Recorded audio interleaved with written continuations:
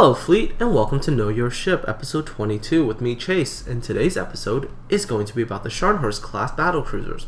But before I get to the actual ships, there's a couple of things I would like to talk about first. The first thing is, did you notice I have a new introduction for the video? Isn't it awesome? Actually, let me know. I'm not really sure. I just kind of got tired of using the World of Warships logo, so figured that maybe I should have something a little bit more formal. So I made that, and if you like it, let me know. If you don't like it, let me know. And if you think there's something I could change, also let me know in the comment section below. Okay, aside from that, the World of Warships community now has its own dedicated podcast. Evil Dr. Tran has done 2 episodes so far, so if you would like to go listen to the podcast, please click on the link in the description below. Anyways, back to these 2 fabulous ships. The Scharnhorst and the Gneisenau were both commissioned into the Kreigsmarine before the start of World War II.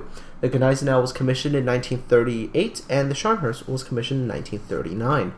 I also know that there were 2 other really famous ships also called the Scharnhorst and the Gneisenau, but they were 2 cruisers that served during World War I. Probably make an episode about those 2 ships another day, so this particular episode is only going to focus on these 2 World War II battlecruisers. Now, the Scharnhorst-class battlecruisers were really fast ships. They were well armored, but armament-wise, they didn't fare as well. They initially were built with 9 11-inch guns, and even though there were plans to equip them with 15-inch guns, the same that was to be carried by the Bismarck and the Tirpitz, it never happened. So they served basically their entire wartime careers with these 11-inch guns, which really lacked any kind of punch if they were to go up against another major battleship. So aside from that, though, there's always one thing that I sort of wondered. Had the regunning actually happened and the Kriegsmarine deployed the Scharnhorst and the Gneisenau in a complete fleet with the Bismarck, the Tirpitz, all the pocket battleships, and all the heavy cruisers, I wonder how formidable of a fleet that would have been. So, if you have an opinion on that, please leave it in the comment section below, and let's have a conversation about it. I always thought that was a really cool thing. Anyways, okay, I want to stop talking and rambling about random things, so sit back, relax, and enjoy this episode on the Scharnhorst-class battlecruisers. At this time, the only German ship bearing the name Scharnhorst was a cruise liner. After Adolf Hitler came to power, it was used to provide German workers and servicemen with holidays as part of the Nazi Party's Strength Through Joy program.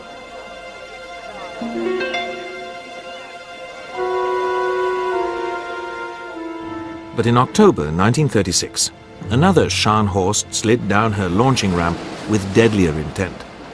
Along with her sister ship, Gneisenau, Scharnhorst was a battlecruiser with a displacement of well over 30,000 tons.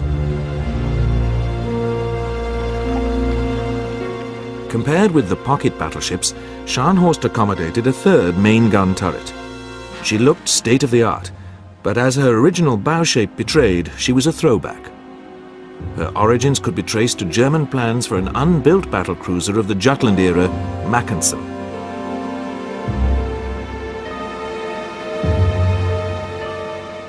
It had been intended to fit her with 6 15-inch guns, but these could not be completed in time. Her 9 11-inch guns meant that she would still have to avoid any Royal Navy battleships. The commander-in-chief of the German Navy, Admiral Erich Raeder, mused that, if caught, the Führer's new ships would merely be able to die with dignity.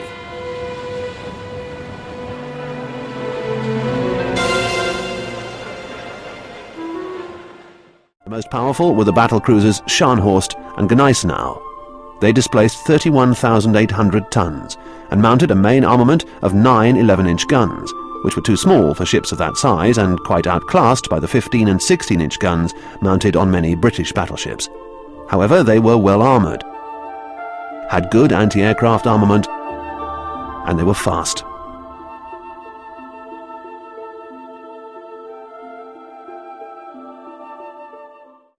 Scharnhorst's first commanding officer was Captain Kurt Caesar Hoffmann. It was not long before he and his men saw action. On her first Atlantic cruise, in November 1939, Scharnhorst was accompanied by her sister ship, Gneisenau. Between the Faroe Islands and Iceland, the 2 battlecruisers intercepted the armed merchant cruiser Rawalpindi. It was an unequal contest. Rawalpindi had only 8 6-inch guns.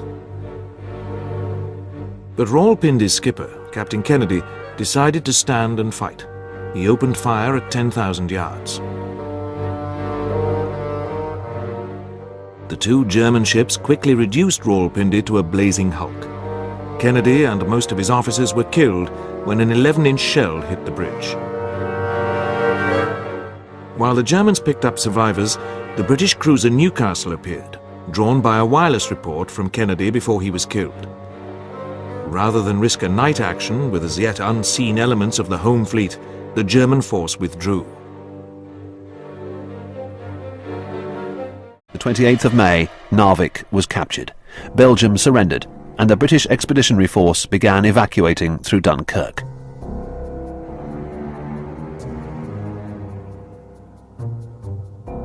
On the 1st of June, operations to push Dietl's force across the Swedish frontier were suspended, and King Haakon was informed that the British and French were leaving. The king and his government went too.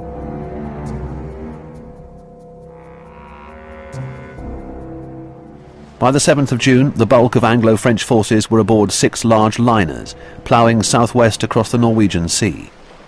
Because of events in France, their escort had been reduced to a heavy cruiser and a flotilla of destroyers.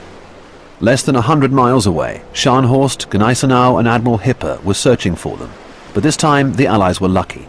Instead of the slow, heavily laden convoy, the German battlecruisers found the carrier Glorious, escorted by only 2 destroyers. Unable to launch her aircraft because of unfavourable sea conditions, Glorious quickly succumbed to German fire, only 35 of her complement of nearly 1,600 surviving. The accompanying destroyers, Ardent and Acasta, put down a smokescreen and then charged from behind it towards the German warships, launching their torpedoes. German gunfire sank both. But a torpedo from the Acasta hit Scharnhorst, sending her limping into Trondheim.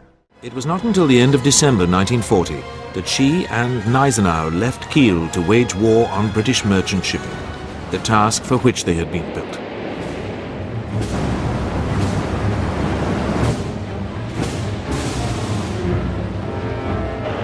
Their first operation was aborted after battleships had been battered in a heavy storm and were ordered back to port.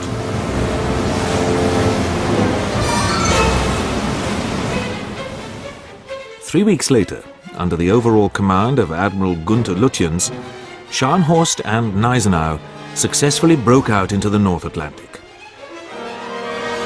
They turned away from the first convoy they sighted, as it was protected by the Royal Navy battleship Ramillies.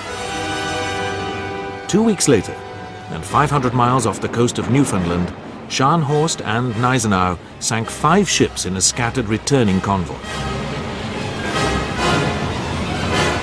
On the face of it, the pursuit of defenseless merchantmen seems ruthless, even brutal. But the commanders of the battlecruisers were careful to observe the long-established code governing operations against unarmed and unescorted merchant shipping, the so-called cruiser rules. The captured merchant seamen were fairly treated and transferred to supply ships. For the survivors, the experience was harrowing enough, and likely to be repeated at the less forgiving hands of a U-boat on a subsequent voyage. By early March, Scharnhorst and Gneisenau had sailed south to the warmer waters off the coast of West Africa, and to the prospect of easier pickings. The pocket battleships were now threatening the convoy route from Freetown in Sierra Leone to the United Kingdom.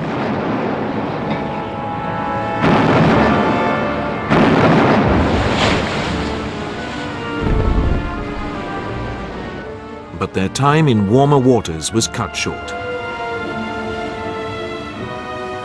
Scharnhorst and Gneisenau had sighted another escorting battleship, this time HMS Malaya. Lutyens called up U-boats to harry the convoys before running his battlecruisers into Brest.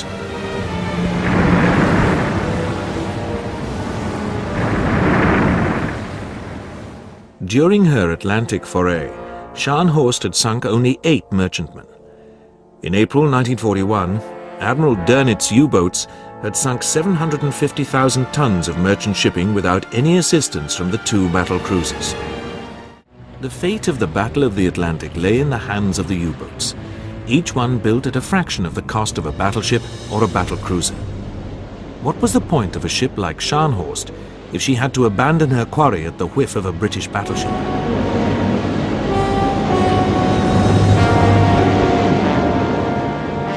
Scharnhorst and Gneisenau were now bottled up in Brest, where they came under heavy attack from RAF Bomber Command.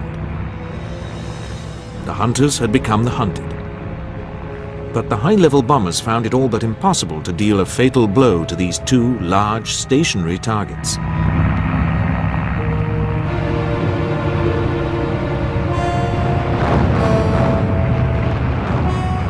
But in July, Scharnhorst was moved to La Pallice, where she was hit by 5 bombs. She shuttled back to Brest, where she was to remain under camouflage netting for the next 6 months.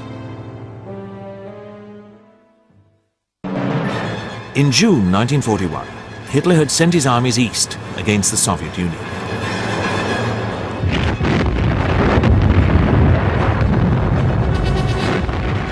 That summer and autumn, his panzer armies drove deep into the heart of European Russia. As the German blitzkrieg threatened to tear the heart out of the Red Army, the British and later their American allies strove to make good the horrendous loss of equipment sustained by the Russians. This meant dispatching convoys around the North Cape to Murmansk and Archangel, negotiating some of the worst seas and weather conditions in the world. There were few more unforgiving environments than the one in which the War of the Arctic convoys was fought. Early in 1942, attacks by U-boats and maritime patrol aircraft began to inflict heavy losses on the Arctic convoys. As the losses mounted, the focus of the Kreigsmarine began to shift northeast.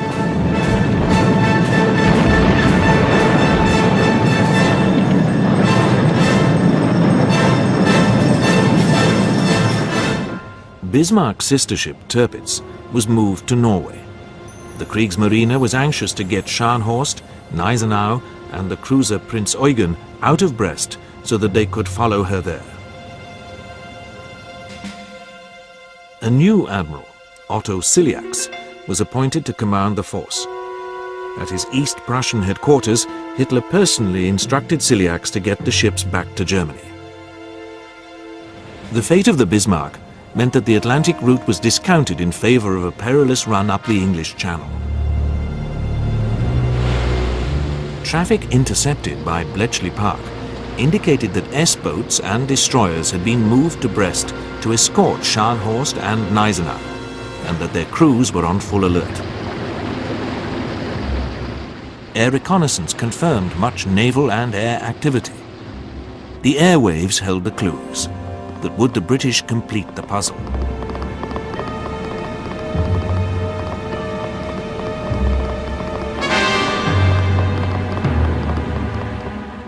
Meanwhile, the Germans were jamming British coastal radars in an operation of great subtlety.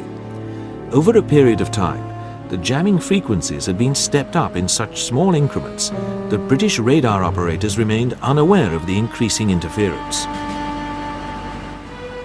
What was soon to become known as the Channel Dash had been anticipated by the Royal Navy. But what it had not anticipated was that the breakout would be attempted in daylight, a move in the narrow waters of the Channel which the British dismissed as all but suicidal.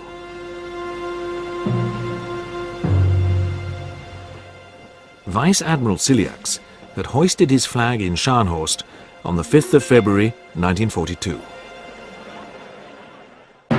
3 days earlier, the British Admiralty and Bomber Command had agreed on a plan, codenamed Fuller, to launch a coordinated attack on the German force if it moved up the Channel.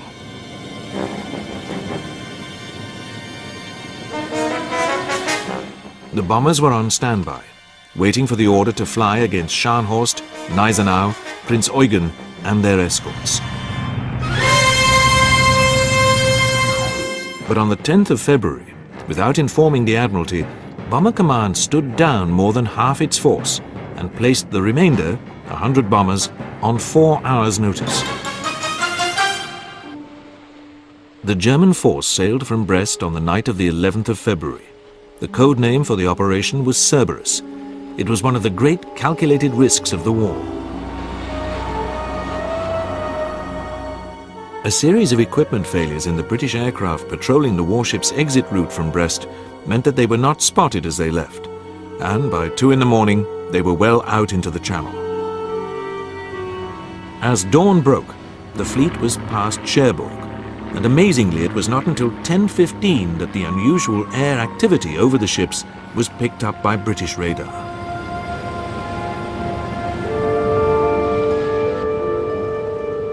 The Cerberus force had a welcome ally in the low cloud which concealed the ships from British eyes as they approached the narrow straits of Dover, the most dangerous leg of the dash. Alerted by the radar contact, the British sent a couple of Spitfires up into the murk. They found the German fleet. But the British airmen were under strict orders to maintain radio silence. They could not report their discovery until they had landed.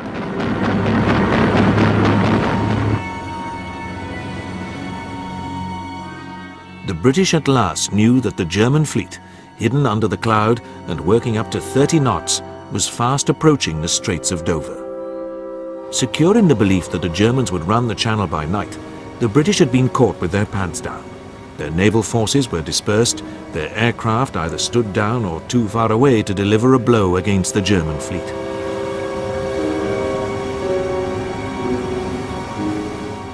Prime Minister Churchill had now been informed of the German breakout. His response was to demand that the ships must be sunk at all costs. But British delay, combined with lack of available resources, had conspired to make retribution all but impossible.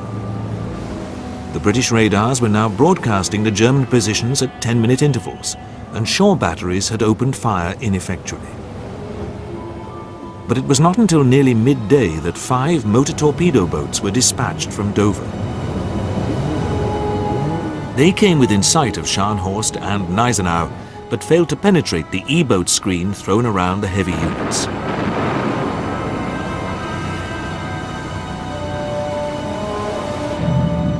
By 12:45, the German ships were well clear of the Dover Straits.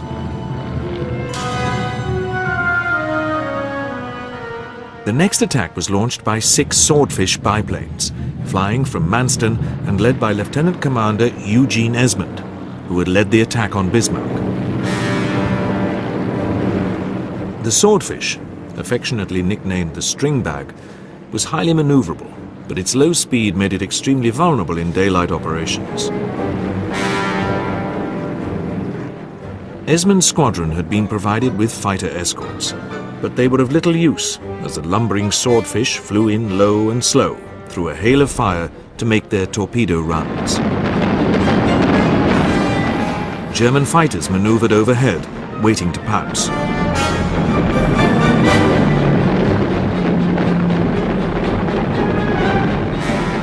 All 6 of the Swordfish were shot down. None of them achieved a hit on the German warships. Lieutenant Commander Esmond was awarded a posthumous Victoria Cross.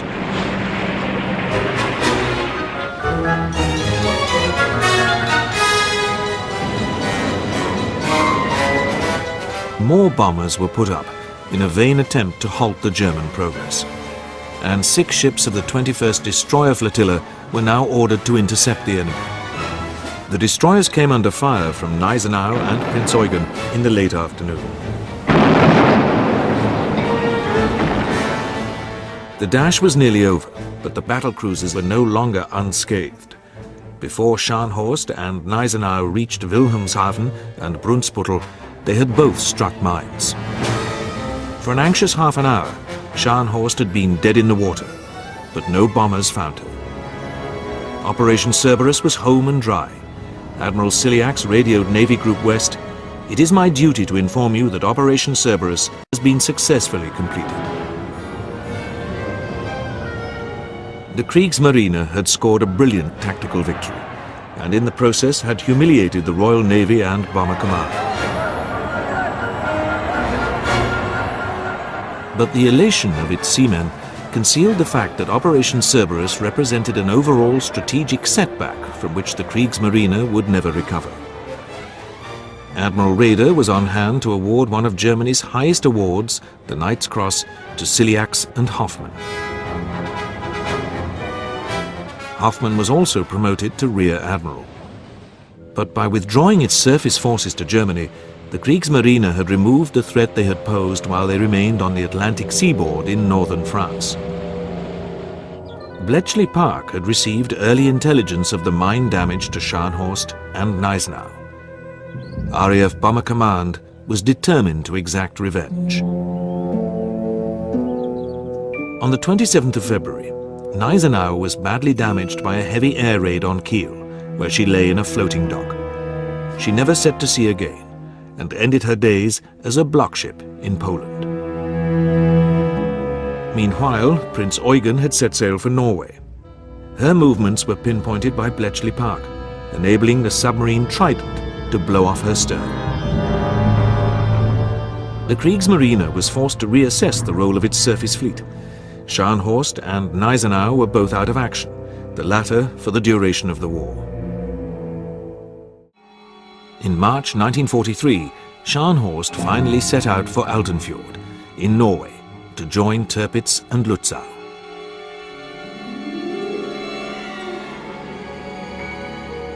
But there were no convoys to attack, since Allied naval attention was focused on the Mediterranean, and their operations were limited to a bombardment of shore installations on Spitzbergen. This was the mighty Tirpitz's only active operation of the war. On the 23rd of September, British X-craft midget submarines badly damaged the battleship in a daring raid on Altenfjord.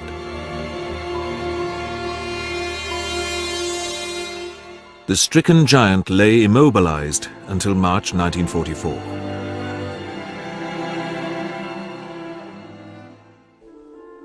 Scharnhorst was now on her own.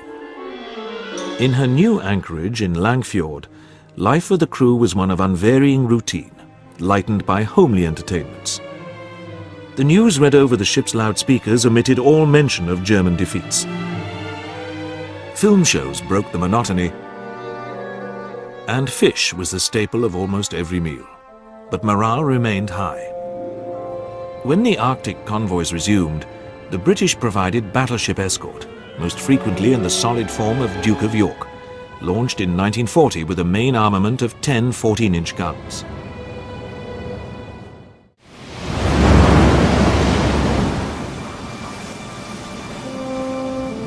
By the end of 1943, the Battle of the Atlantic had finally turned in favor of the Allies. As the number of Allied merchant ships safely crossing the Atlantic increased, so did the pressure on Germany's naval commander-in-chief, Grand Admiral Dönitz, to stop them. His U-boats were being hunted down and sunk in ever-increasing numbers.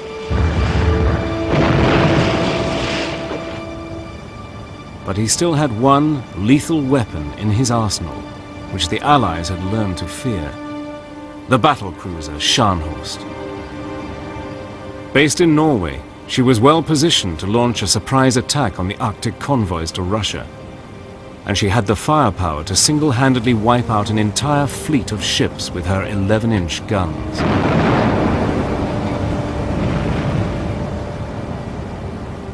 The Royal Navy knew she had to be destroyed, but any attack would need careful planning and a sufficiently attractive bait to lure her out of safe waters. In December 1943, as a fully loaded Allied convoy of merchant ships set sail from Scotland and headed for Russia, another was returning empty. The two convoys would pass each other in the Barents Sea, between Bear Island and Norway's North Cape. Admiral Dönitz was tracking their progress and decided to attack.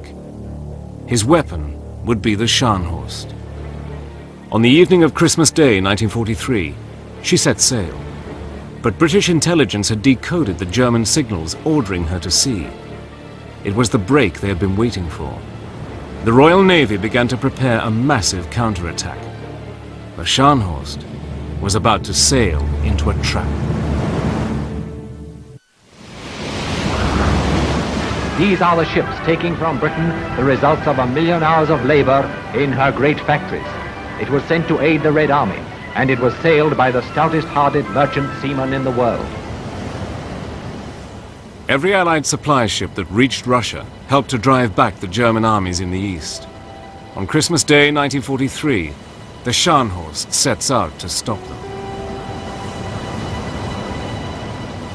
But while the Scharnhorst closes in on the convoys, The British Commander-in-Chief Home Fleet, Admiral Fraser, has already prepared his two-pronged plan of attack. Admiral Burnett would lead Force 1, formed of his 3 cruisers, Belfast, Norfolk, and Sheffield. As the Scharnhorst closes in to attack the convoys, Burnett's cruisers will intercept her and drive her back into the path of Force 2, led by Admiral Fraser's own battleship, the Duke of York. At 44,000 tons, Duke of York was one of Britain's biggest and most powerful battleships.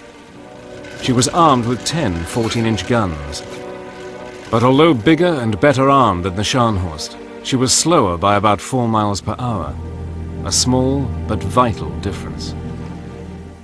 In any sort of sea battle, speed is important and maneuverability is important, because if you really can't get in the proper position to launch your torpedoes or fire your main batteries, then the ultimate outcome of the battle will probably not be in your favor.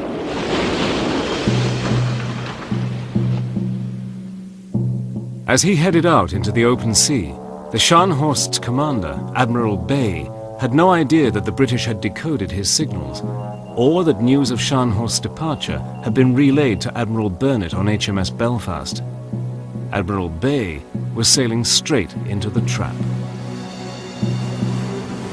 It'd be Christmas Day. Admiral Burnett spoke on the tannoy to say there was 50-50 chance of meeting the Scharnhorst tomorrow. It had put to sea, and he wanted us all to say a few words of prayer. So that, for a start, put a fear of God into us.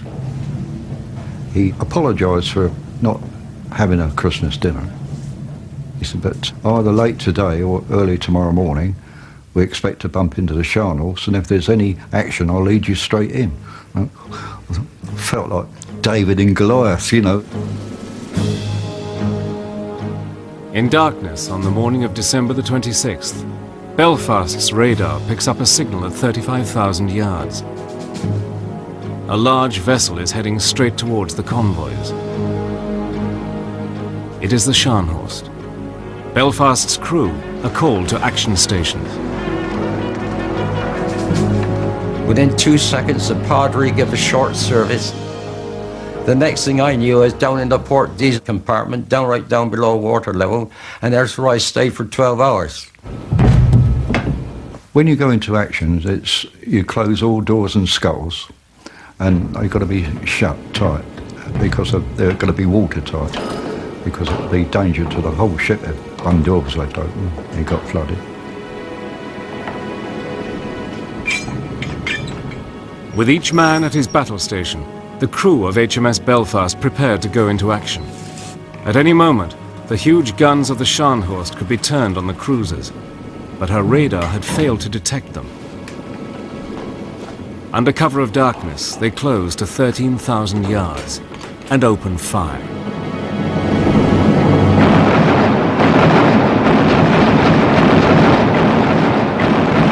On board the Scharnhorst, Admiral Bay is caught completely off guard. His ship is rocked by an explosion as one of Norfolk's shells knocks out her forward radar. The Scharnhorst turns away at full speed and vanishes into the darkness. On Belfast, the radar plotters soon lose contact. It looks as if the carefully laid plans might fail after all, but Admiral Burnett is convinced that the Scharnhorst will return for another attempt at attacking the eastbound convoy. Rather than search for the Scharnhorst, he orders his cruisers to continue screening the convoy and waits. After almost 2 hours of nail-biting tension, his gamble pays off. Belfast again picks up the Scharnhorst on radar as she closes in once more to attack the convoy. However remote you are from the bridge, you share in the agonizing that's going on there, and you share in the excitement. At 11,000 yards, all 3 cruisers open fire.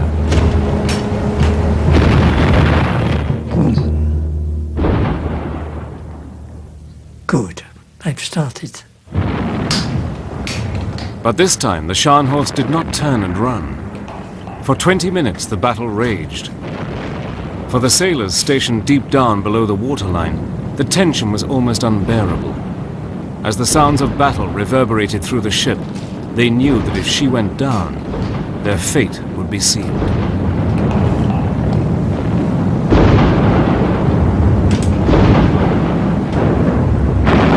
There's 3 decks down below, and there's 3 escape hatches above, all shut tight, and it was a bit scary, really. When these armour-piercing shells came over, which were 11-inch, you could hear them hit the water and go ping right along the keel, you know, any minute now. At the very bottom of the ship, Larry Fursland's lonely battle station was at the diesel generator which powered 2 of the 6-inch gun turrets. The most worrying thing to me was, I was isolated for 12 hours. I was down there on my own. I didn't want to die, basically. I'm honest about it. I didn't want to die. Suddenly the engine's cooling pump failed, and it began rapidly overheating. At any second, it too would fail, knocking the turrets out of action. Luckily, there was a fire main with a fire hose all rolled up. So I eventually undone that. Just long enough it was. I got that hose, light out, come down the hatch, down on the deck, and up, and I put it on the bypass. Using a fire hose, Larry fed cooling water to the engine. At last, the temperature began to drop.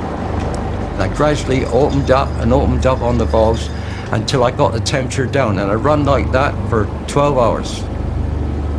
If that diesel generator had gone off the board, it'd have been 1 or 2 triple turrets out of action.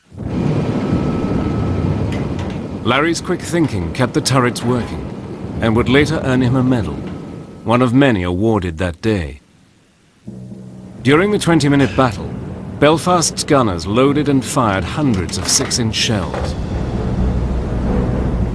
The Scharnhorst continued to return fire, and Norfolk was badly damaged, losing a gun turret and 9 men killed.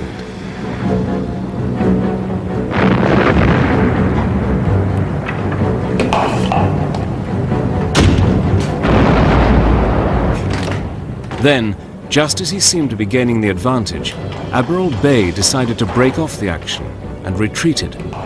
Against all the odds, the 3 cruisers had saved the convoy.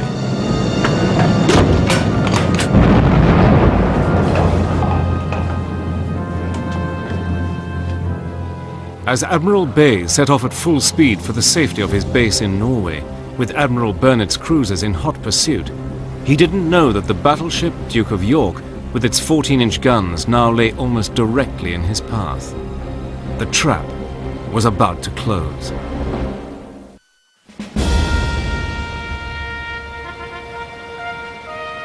As darkness fell on the afternoon of December the 26th, 1943, the German battlecruiser Scharnhorst was heading south at full speed for the safety of her base in Norway. Shadowing her was Admiral Burnett in his flagship, HMS Belfast. For Belfast's crew, it was a tense and nerve-wracking time. They all knew how slim their chances would be if the Scharnhorst decided to turn her massive guns against them. Late in the afternoon, the chase reached its climax, as Scharnhorst was intercepted by the British battleship Duke of York. At 4:40 p.m., at a range of 6 miles, she opened fire. Scharnhorst turned north, away from her attacker, but soon ran into fire from the cruisers Norfolk and Belfast. The Scharnhorst swung round again and headed east in a desperate attempt to escape the 2-pronged attack. The British onslaught continued. But the Scharnhorst was just too fast for her pursuers and soon began to pull away. Once again, she was slipping through the net.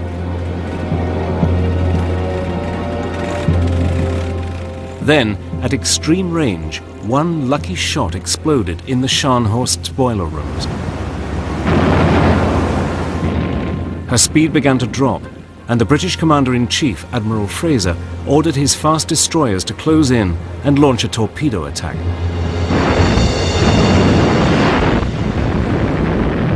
A series of devastating explosions rocked the Scharnhorst as the torpedoes found their target. Her progress slowed to a crawl. Now there would be no escape. The Scharnhorst crew would have to stand and fight. At 6 miles range, Belfast opened fire once more, aiming her guns by radar into the blackness.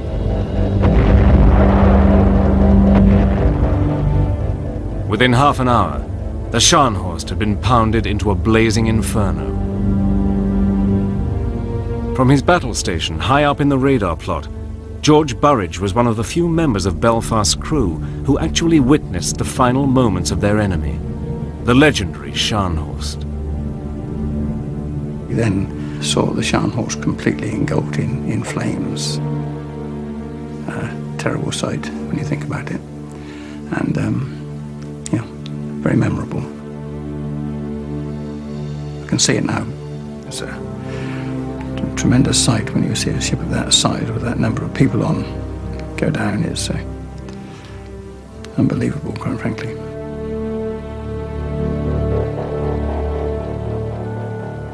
Now it was time for the final act in the drama, as Belfast closed in to fire a last salvo of torpedoes at the crippled Scharnhorst. At 7:45 p.m. on December the 26th, Belfast's radar plotters watched as the Scharnhorst's blip dwindled away and vanished from the screen. The message was broadcast throughout the ship. Scharnhorst has sunk. And when it was actually sunk, a smell came down the ventilation trunkings of oil fuel, one of the foulest smells in this world. And my thought was, poor devils. That's how I felt. Swimming in oil fuel. Can you imagine it?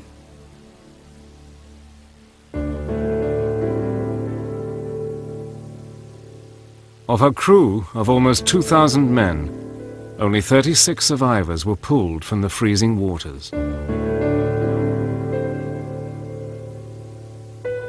I thought we should have picked more survivors up. I saw a signal in the signals office shortly afterwards, and it just said take a small sample. Well, to me that meant leave them.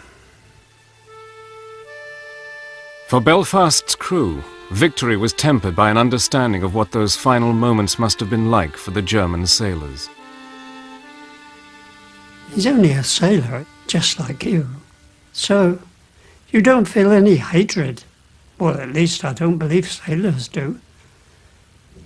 They're seasick just the same. And that's all, folks, for this episode on the Scharnhorst-class battlecruisers. If you like what I'm doing, don't forget to like this video, subscribe to my channel, as I'll be uploading more videos in the upcoming days and weeks. Now, if you have a suggestion for a ship that you would like to see me do a video on, don't forget to leave that in the comment section below, and I'll add it to my to-do list, which is actually growing longer every single day as I figure out more ships that I want to make videos on. I'm also looking into doing a dedicated episode to paper battleship designs that includes like the Montana, the Super Yamato, and the H-class battleships, but that is taking a lot of time as I do have to look through a lot of actual sort of books and not just videos for things to make an actual dedicated episode for that. But stay tuned for that, and I'll probably try to get it up hopefully soon. Aside from that, I hope you all have a fantastic day, and I'll see you all on the high seas soon.